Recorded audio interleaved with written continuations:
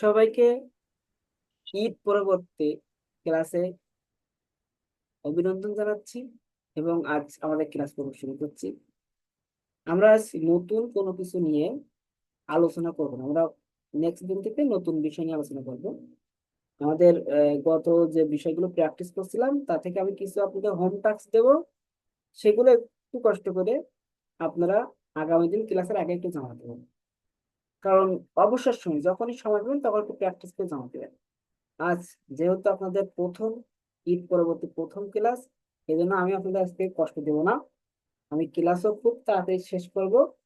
আজ শুধু আপনাদের সাথে একটু সাক্ষাৎ হবে যে কে কেমন ঈদ কাটাবেন এবং আপনারা এখন কি অবস্থায় আছেন, কেমন আছেন, একটু কৌশল বিনিময় করি। আর আপনাদের হোম টাস্কটা একটু দিয়ে দিই। আপনারা একটি প্রাকৃতিক দৃশ্য অঙ্কন করবেন।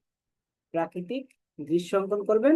দৃশ্যটিতে থাকবে নদী, নদীর ধারে ছোট একটা, মনে করেন যে গ্রাম, নদীর ধারে ছোট্ট একটা গ্রাম, সেই গ্রামের পরিবেশ, নদীর ওপরে বিস্তীর্ণ মাঠ, এরকম একটা পরিবেশ একটা ছবি অঙ্কন করবেন। মানে আমি একটা মৌখিক ধারণা দিলাম, আপনারা বলেন নিজের মতো করে সুন্দর করে, যে যত সুন্দর করে আঁকতে পারে।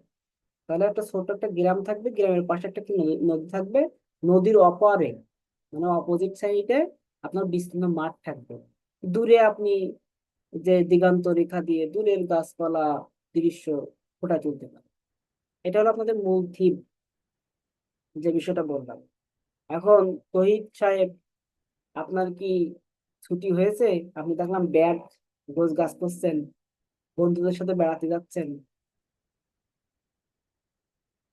আপনাকে ছুটি দিল আপনার এই তো স্যার, অফিস শুরু হয়ে গেছে। হোম মিনিস্টার কি ছুটি দিছে? আপনি দেখলাম ফ্রেন্ডের সাথে ঘুরতে যাবেন, আপনার হোম মিনিস্টার ছুটি দিছে।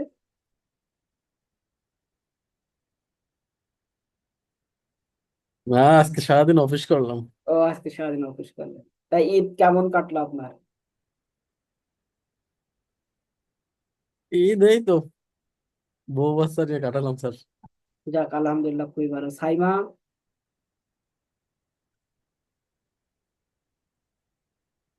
সাইমা,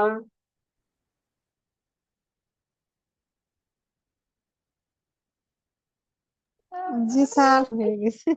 আপনি কেমন কাটালেন? ঈদের 2 দিন পরেই।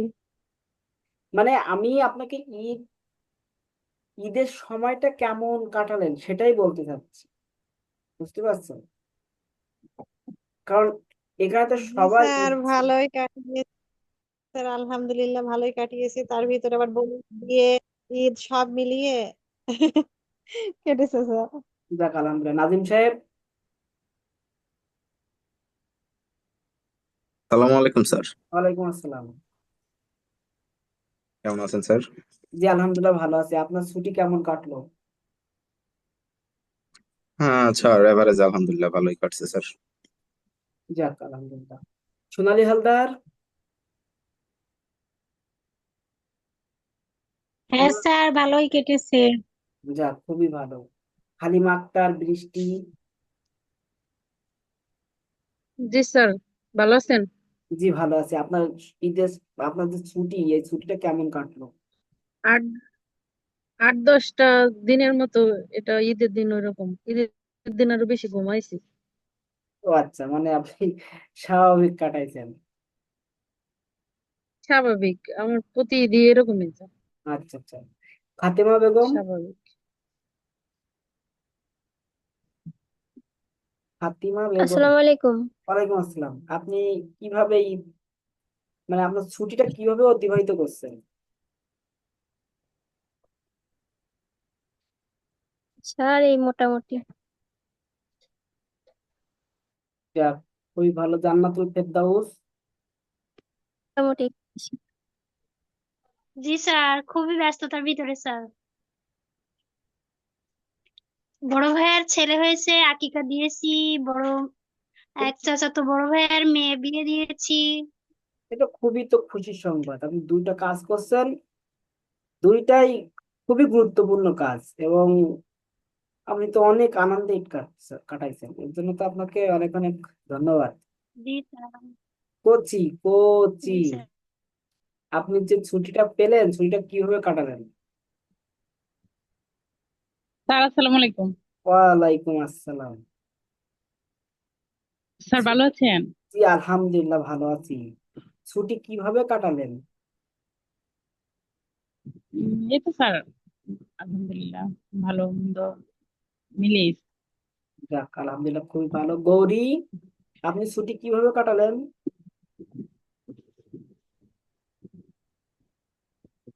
গৌরী, আপনি জি স্যার।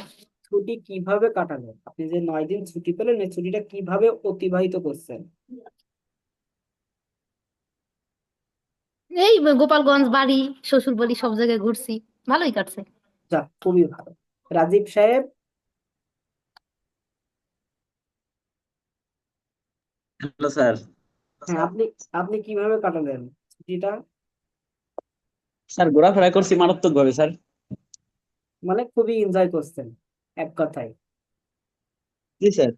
যাক খুবই ভালো লাগলো শুনে। গোপালগঞ্জে বর্তমান বিভিন্ন প্লেস হয়েছে যে ঘোরাফেরা। না এটা একটা খুবই ভালো ঘোরাফেরা। নাজিমও খুব ঘোরাফেরা করে, এটা শরীর মন সবকিছুর জন্য অনেক ভালো। ঠিক আছে, এটা সবকিছুর জন্য ভালো, মনটা অনেক ফ্রেশ হয় এবং বাইরের জগৎ নিজের ভিতরে ঢুকে যায় এবং মনে করেন যে মানে অশান্তি দূর হয়, মানসিক যে চাপগুলো থাকে সেগুলো থেকে আপনার রেহাই পাওয়া যায়। তাহলে আমরা সবার সাথে কথা বলে যে বিষয়টা জানতে পারলাম যে আমরা যে কয়েকদিন অবসরে ছিলাম, আমরা ছুটি পেয়েছি, এই ছুটিতে আমরা মোটামুটি সবাই এনজয় করেছি, কারো কোনো বিপদ আপদ আসেনি। এর জন্য আমরা অনেক অনেক কৃতজ্ঞতা স্বীকার করছি সেই মহান সুবহানাহু ওয়া তাআলার প্রতি, যিনি আমাদেরকে সুন্দরভাবে এই দিনগুলো অতিবাহিত করছেন। আমরা আপনাদের হোম টাস্ক দিয়েছি কিন্তু নদীর ধারে ছোট একটা গ্রাম, নদীর অপোজিটে বিস্তীর্ণ ফসলি মাঠ বা বিস্তীর্ণ জমি, দূরে দিগান্ত রেখা দিয়ে আপনি দূরের একটা দৃশ্য দিয়ে দিবেন।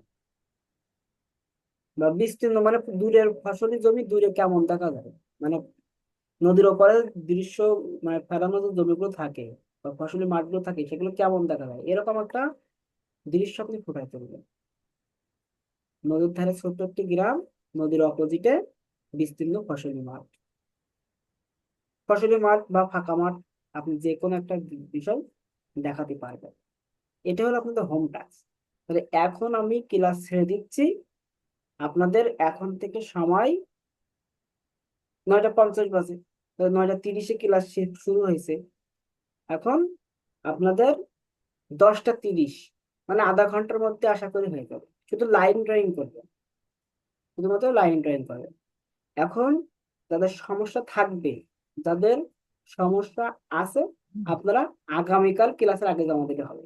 আর যাদের সমস্যা নাই আপনারা এখন এই কাজটা করে জমা দেবেন, দিলেই মোটামুটি আপনার কাজ শেষ।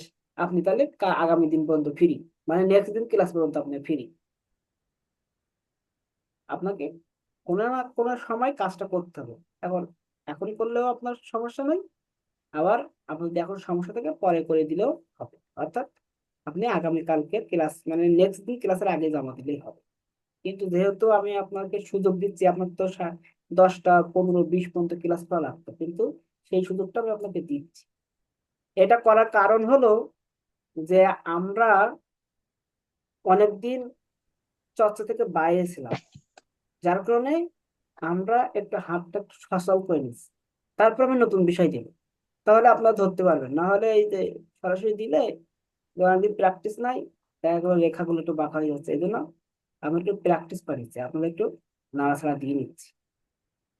পুরাতন যে বিষয়গুলো শেখানো হয়েছে সেগুলো একটু নাড়াচাড়া দিয়ে নিচ্ছি। যে যেমন পারেন, তোমার খুব ভালো হতে হবে এরকম না, যে আমার ভীষণ সুন্দর হওয়া লাগবে, আমার পারফেক্ট হওয়া লাগবে এরকম না। যে যেমন পারেন। নদীর ধারে একটা গ্রামীণ পরিবেশ, 2টা ঘর দিলেন, 2টা ঘর, গাছপালা দিলেন, ফিগার দিতে চান দিবেন, একটা মুরগি দিলেন, উঠানে একটা মুরগি দিয়ে দিলেন, নদীর ধার, নদীর অপোজিটে বিস্তীর্ণ ফাঁকা জায়গা, ঠিক আছে, দিয়ে শেষ করে দিলেন। এটা হলো হোম কাজ। তাহলে আজকের মতো ক্লাস এখানে সমাপ্ত করলাম। আর আমি স্যার অনেক সুন্দর কাটাইছি। অনেক এনজয় করেছি এবং আমাদের যে ঈদের যে কার্যক্রমগুলো থাকে সেগুলো নিয়ম মাফিক ভাবে আমি সম্পূর্ণ করেছি এবং ঘোরাঘুরি, আত্মীয় স্বজন যেখানে যাওয়ার আগে যেগুলো আত্মীয় স্বজনের উপরে দায়িত্ব সেগুলো পালন করেছি, আমাদের ফেতরা দিতে হয় সেগুলো দিয়েছি, সবগুলো আল্লাহর রহমতে সুন্দরভাবে আমি পালন করেছি।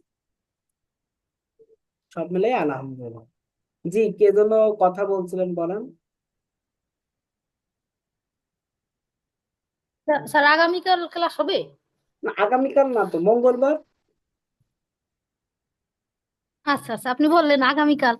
আগামীকাল বলতে আমাদের তো রবিবার, মঙ্গলবার, বৃহস্পতিবার, আমাদের আগামীকাল মানে মঙ্গলবার, এটাই বলতেছি না, আগামীকাল মানে ক্লাসের এটাই আমাদের সপ্তাহে এখন থেকে হ্যাঁ, রাত 9:30টায় ক্লাস হবে আপনাদের, যেহেতু অনেকে 9:30 ক্লাস ভালো। 9টা এখন তাড়াতাড়ি বেজে যাবে। হ্যাঁ, 9টা তাড়াতাড়ি বেজে যাবে, এই জন্য আমরা 9:30টায় গেছি। ঠিক আছে, আপনারা ঠিক এর আছে ভিতরে স্যার। আপনাদের হাতে যে টুকটাক কাজ থাকবে সেটা করবেন, আর আমি আপনাদের সর্বোচ্চ 1 ঘন্টা, তার বেশি আপনাদের রাখবো না, এর ভিতরে শেষ করে দেবো। আর মনে করেন যে আপনার হোমওয়ার্ক দেখাচ্ছেন, হোমওয়ার্ক দেখানোর সময় আপনারটা দেখা হয়ে গেছে মানে আপনি লিভ নিলেন, আপনারটা আপনি বুঝে নেবেন, নিয়ে লিভ নেবেন। আর আমি যখন সবাইকে একসাথে বোঝাবো তখন তো সবাই থাকবে, আর যখন পার্সোনালি একজন একজনকে ধরবো, আপনারটা কাজ শেষ, আপনারটা বোঝানো শেষ, আপনার ভুলগুলো বলে দিলাম, আপনি লিভ নেবেন। অযথা থেকে সময় নষ্ট করার দরকার নেই। আর যদি কোনো কাজ না থাকে তাহলে থাকলেন, থেকে অন্যদের যে পরামর্শগুলো দিচ্ছি সেগুলো শুনলেন, আপনার উপকার আসতে পারে। এটাই।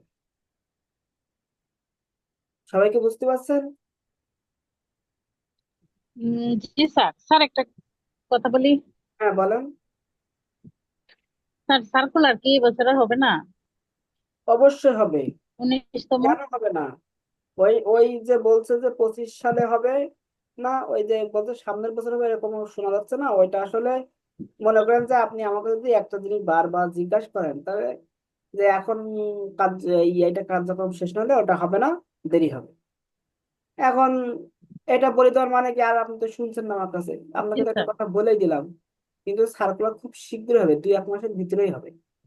আর 2-1 মাসের ভিতরে যদি না হয় জি তাহলে এটা স্যার, যারা এটাই তো এখন মনে হয় রানিং স্যার। স্টুডেন্ট আছে এদের জন্য আবার লাভ হবে। যদি মনে করেন যে সেপ্টেম্বর বা অক্টোবরের দিকে হয়, তাহলে যারা রানিং স্টুডেন্ট আছে এদের জন্য বিশাল একটা সুযোগ হয়ে যাবে। তা আমার কেন যেন মনে হচ্ছে জি স্যার। জি স্যার। সার্কুলার জুন, মে মাসের শেষ অথবা জুন মাসের মাঝামাঝি তো সার্কুলার দিয়ে দেবে, আমার কেন যেন মনে হচ্ছে। স্যার, জি স্যার, কারণ হচ্ছে স্যার মানে 18তম তো ভাইবা স্যার শেষের দিকে। আর হ্যাঁ, হচ্ছে গিয়ে স্যার আপনার জুন মাসের মাঝামাঝির মধ্যে দেখবেন যে সার্কুলার দিয়ে দিবে, কারণ আমি যতটুকু স্যার শুনেছি। এখন যারা রানিং স্টুডেন্ট আছে স্যার, ওরা কি স্যার এটা করতে পারবে? তো আমার মনে হয় স্যার ওদের জন্য একটা হ্যাঁ, সুযোগ, যদি অপরচুনিটি। সেপ যদি জুন মাসে মনে করেন যে সার্কুলার না দেয়, তাহলে জুলাই বা আগস্টে দিলে ওদের তো সময় পাওয়া যাবে, বুঝতে পারছেন? ওরা সময় পেয়ে যাবে না, তখন জি তো স্যার। আবেদন করতে পারবে। আর যারা রানিং স্টুডেন্ট আছে ওদের পরীক্ষা মেতে, মেতে পরীক্ষা যদি জুনে সার্কুলার দেয়, তাহলে জুলাই আপনারা সময় পাচ্ছেন, মানে 1 মাস তো সময় থাকবে সার্কুলার আবেদনে, ওই ডেট আবার বৃদ্ধি করে ওই আগস্ট পর্যন্ত, তার ভিতরে মে, জুন, জুলাই, জুলাইতে এদের রেজাল্ট হয়ে যাবে। মে মাসে পরীক্ষা হলে জুলাইতে রেজাল্ট হয়ে যাবে, ভালোভাবে আবেদন করতে পারবে।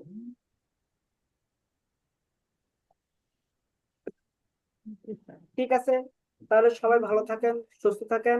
আর আমি আপনাদের হোম টাস্কটা গ্রুপেও লিখে দিচ্ছি, যারা দেরিতে যুক্ত হয়েছেন একটু গ্রুপে নোটিশটা ফলো করেন। আপনার একটা হোম টাস্ক দিচ্ছি যে অনেকদিন আপনারা আঁকাআঁকির বাইরে ছিলেন, এই জন্য এটা একটু প্র্যাকটিস করে আমাকে দেখান, তারপর আমরা নেক্সট ক্লাস থেকে নতুন নতুন আইটেম শেখাবো। সবাই ভালো থাকবেন, সুস্থ থাকবেন, আল্লাহ হাফেজ।